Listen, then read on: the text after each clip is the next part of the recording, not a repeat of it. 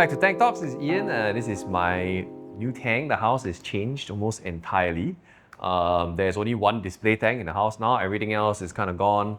Our partner has moved in and we have a little dog now, so things at the bachelor pair had to go.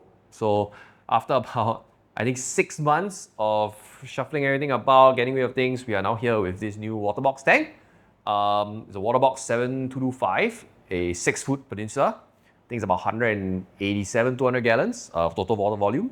The Sump is a little on the smaller side. We'll show that to you guys later. But I'm very happy that fishes are in now. The tank's been up about maybe 7, coming 8 weeks right now. We've only cycled it for 2 weeks of a bunch of testing. Things seem fine. So fish went in after quarantine. So the second batch of fish has gone in. Third batch is in quarantine. It's going to be predominantly a FOWLR. If I can bother doing softies and stuff like that and quarantine them, I might. But at this point, not really part of consideration. So as you can see, it's going to be mainly a butterfly and angel tank. Actually, you can't see because the fish seem to like the left side of the tank. The right side scape is maybe a little less inhabitable. I'll probably make a few minor adjustments. Yeah, we have some clownfishers from the previous tank. I'm not sure if we showed you that tank actually. We have 2 golden angels, 3 multi-bar angels, 1 little tiny captive bred one, 1 grown-up captive bred one, and a wild one.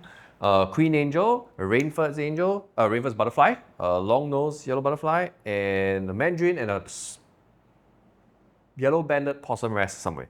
The mandarin was a decom from someone, no one kind of wanted it. I was like, I'll just quarantine at the same time. I understand that the tank's it's not mature enough for it, but it has been eating frozen.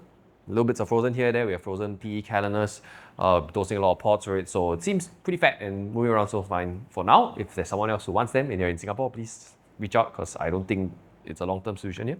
But yeah, the only cleanup crew I have are 2 urchins and 3 sand-sifting stars because these are the only ones, according to Humble Fish, where I can rinse it and make sure that no nasty kind of parasites or bacteria can come in. Everything else has a hard shell or a hard thing that can assist with tick and stuff and go out. And since I'm going through all the effort of doing it, I really don't want to have to risk that. But in lieu of that, there's heavier filtration. There's a massive skimmer from the previous tank. I'm using ozone right now, which is amazing. The water clarity, I must say, has been pretty astonishing. I can tell the difference when I turn off the ozone and turn on the ozone. The only problem is it runs off a lot of the desiccant, which dries the air, and being in a very humid country, a reactor about this size finishes in a day, so you have to reheat them in a microwave and kind of stock them back in. It's a bit of a hassle. That's the only thing I need to kind of fix. But yeah, we have 3 UVs running behind. It's from the previous tank. The UVs are total at 240 watts. Running on a very cool AI Axis pump. I've never used that before, but we got the largest one and it's servicing 3 of that at a very low flow rate for parasite management. And some of the lights here we have are also for the previous tank. A lot of the equipment is being reused, the skimmer, the lights, the UV, a lot of the more expensive stuff. So the tank itself is by Aqtelier Aquarium Solutions that we've showed you before on the channel. Lorenzo came and helped me figure all these things out, brought this into his team, set it up, get it all done.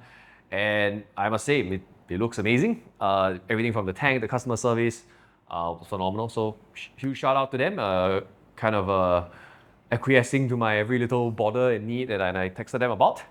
But even the skate was done by then, really, really good. All these rocks I have from before and they kind of helped me out there.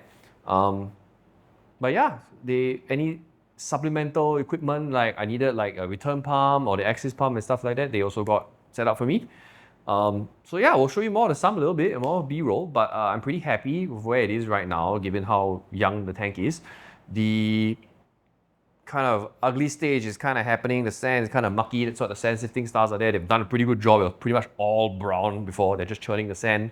I poured a lot of phyto in it, so you can see a lot of green growing on the rock in place of the uglies. And we did address the problem with putting some raw phos as well as orca nitroguards to lower the nutrients so that nothing goes too out of hand. Hopefully it stays this way, but we'll see. That is the new dog that we have, and she's a little rat, and I'll show you her later. Hello, this is Daisy. Hello, Daisy. Okay, so now looking at the Sump, one of the main things we've changed is we've gone from a reef mat, the Red Sea reef mat, to a Aqtelier seed, simply because reef mat is too big, can't fit. The Aqtelier is also much quieter, which I appreciate, but I haven't gotten to changing the roll, which I heard is a bit annoying for most people, but we'll cross that bridge when we come to it. And then we go from there to the next chamber. We have the skimmer from the previous 7-foot display. It's a very large Deltec skimmer with it's a two pump skimmer connected to one of the ports to the ozone, the other one to the CO2 scrubber. And the biggest lifestyle change I could have is the drop-in coil, the compressor.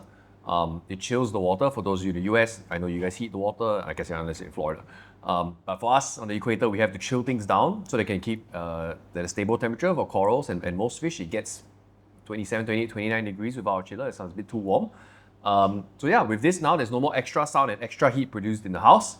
It's all routed through the ceiling out to the outside ledge where the air conditioning is. So shout out to Lorenzo and Aqtelier for helping to set that up. I'm going to drop her now because she's squirming.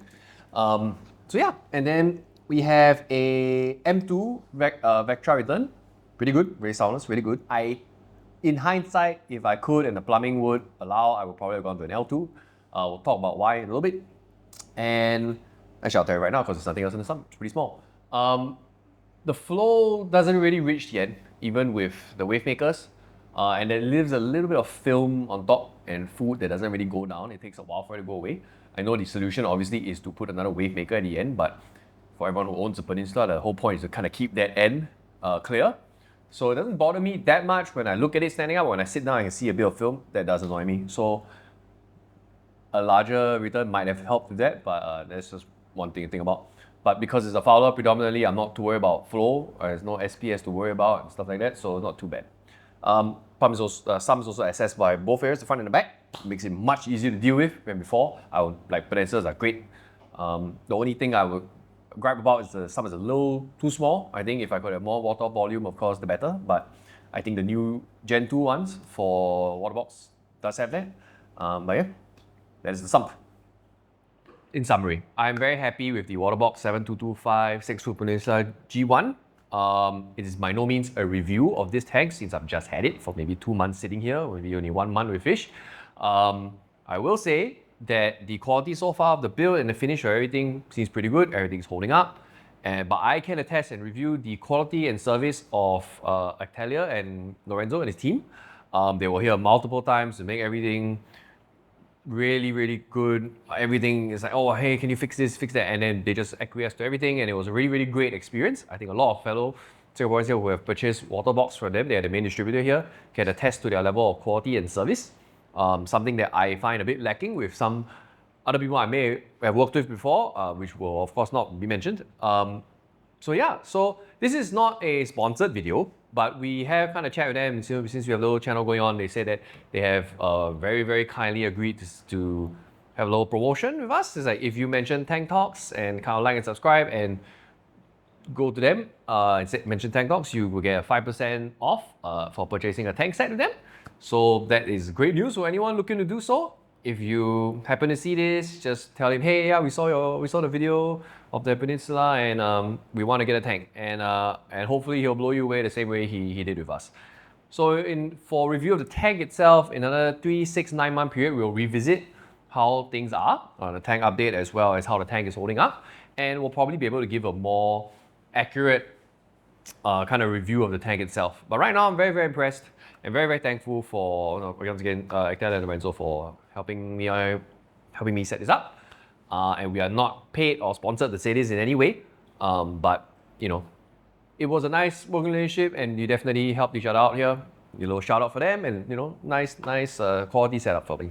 So we will have another 4-foot tank by them at some point. It's not coming in so soon, but I'll keep you in the dark. I have no idea what to do there just yet. But yeah, thank you so much for your time and enjoy the B-roll.